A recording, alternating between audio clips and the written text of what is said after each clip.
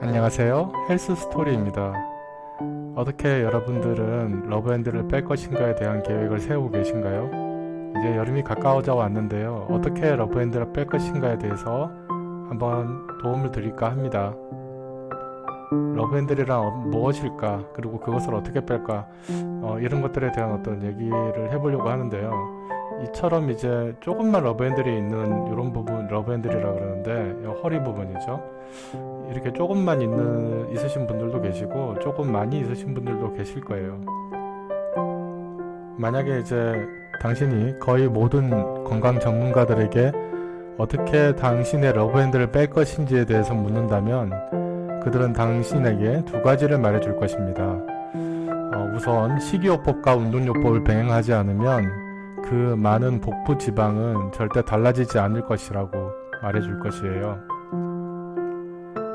여자인데 허리둘레가 35인치 이상이거나 허리둘레가 40인치 이상인 남자라면 먼저 여기 피하 지방이 감소하는 것이 아니라 내장 지방이 감소하게 됩니다. 이것은 실제로 여러분의 건강에 더 좋은 효과를 나타내는데요.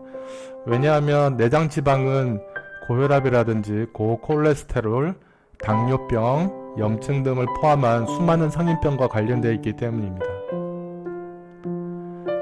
먼저 이제 위에 그림을 한번 보시면 요 지금 복막이 이렇게 있고 피하와 이제 내장이 이렇게 갈라져 있는데 요 안에 노란 색깔 이 부분 내장 지방이고 요 이제 복막 바깥쪽에 있는 것이 피하 지방을 나타내게 됩니다. 그래서 피하 지방이 더 두꺼우신 비만이신 분들이 계시고 그리고 내장 지방이 이렇게 더 많으신 그런 비만이신 분들이 계십니다. 마른 비만이라고도 많이 얘기를 하죠. 이렇게 내장 지방이 많으신 분들이 성인병과 관련돼서 굉장히 위험할 수 있는 것입니다. 그래서 이제 내장 지방을 빼는 게 좋은데 이것은 이제 그냥 빠지지는 않고요. 운동을 통해서 빠지게 됩니다. 피하 지방 같은 경우에는 여러분들의 어떤 그런 성인병에 관한 완충 지역이라고 해야 될까요? 그리고 여러분들이 굉장히 굶주렸을 때도 이쪽에서 이제 나와서 이제 몸에 이제 호메오스타시스에 굉장히 완충지대로서 작용되는 부분이 피하 지방이라고 할 수 있습니다. 그래서 보면 먼저 이제 내장 지방이 다 연소되고 나면 그 다음 이제 피하 지방, 즉 러브핸들이 그 다음부터 빠지기 때문에 여러분들이 아무리 살을 빼려고 노력하고 운동을 한다 해도 피하 지방이 잘 안 빠진다 그렇게 느끼게 되는 것이겠죠. 즉 이제 살이 빠지는 마지막 부위가 이 피하 지방, 즉 러브핸들이 될 수 있습니다. 그래서 더욱더 많은 시간 동안 꾸준한 노력이 필요하다고 할 수 있겠죠. 그렇다면 이 러브핸들을 줄이고 건강해질 수 있는 좋은 방법과 생활 습관은 무엇이 있을까요? 제일 먼저 이제 식이요법적으로 보시게 되면 클리닝 이팅이라고 해서 위에서 보시면 뭐 여러가지 과일이라든지 여러가지 채소들 그리고 견과류들 이런 것들이 나와 있고 뭐 그레인도 나와 있고 한데 이런 것들을 위주로 식사를 하시되 양질의 어떤 육류와 같이 섭취를 하신다면 굉장히 클리닝한 이팅이 진행될 수 있다고 저는 생각을 하고 있습니다. 그 다음에 어드케이트 슬리핑이라고 해서 지금 이렇게 충분히 잠을 자주는 게 굉장히 도움이 되고요.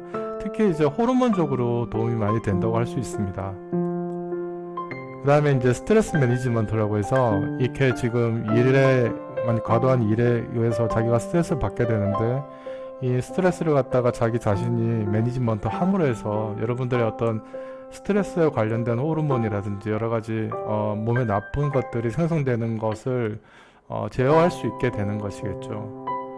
그 다음에 이제 여러분들 활동함에 있어서 여러가지 노폐물들이 나오는데 이런 것들은 이제 플랜티 오브 하이드레이션이라고 해서 많은 물을 먹어줬을 때 이런 것들이 이제 다 이제 신장을 통해서 정화되고 빠져나가게 됩니다. 이때 몸에 어떤 그 노폐물을 빼는 데 있어서 이렇게 소변을 만드는 그 작용에 있어서도 에너지, 즉 ATP나 이런 것들이 많이 사용되기 때문에 물을 많이 먹어주고 충분한 이제 수분을 섭취해주는 것이 굉장히 큰 도움이 될 수 있습니다.